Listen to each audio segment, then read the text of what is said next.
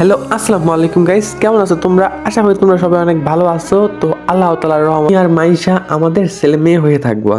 তখন দেখি রুমে আন্টি প্রবেশ করলো এবং বলল, তাই? আর তুমি তোমার আঙ্কেলকে কি? ইস, বোনটা একদিনেই আমাকে কত ভালোবেসে ফেলেছে। আবার নতুন বাবা মার ভালোবাসা না। তারপর আমার বন্ধুরা সিগারেট খাইতে গেল এবং আমি মাইশাকে কোলে নিয়ে ওকে আইসক্রিম খাওয়াচ্ছি।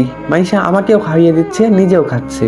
মাইশার আইসক্রিম খাওয়া শেষ হলো, ওরাও চলে আসলো। তারপরে রিক্সা নিয়ে আমরা লাইব্রেরির দিকে যেতে লাগলাম। তারপরে লাইব্রেরির একটু আগে আমরা নেমে গেলাম।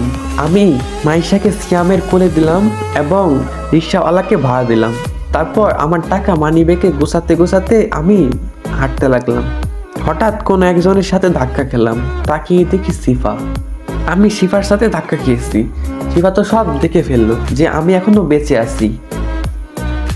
সো আসসালামু আলাইকুম গাইস, এই পার্ট এই পর্যন্তই। গল্পটা ভালো লাগলে লাইক কমেন্ট করতে ভুলবা না। আর নেক্সট পার্ট চাই কিনা ওটা অবশ্যই কমেন্ট বক্সে জানাবা, কারণ তোমাদের কমেন্টই আমাকে নেক্সট পার্ট তাড়াতাড়ি আনার জন্য উৎসাহ জাগায়। তো ভালো থাকবা সবাই, নিজেদের খেয়াল রাখবা। দেখা হচ্ছে পরবর্তী পার্টে। আল্লাহ হাফেজ।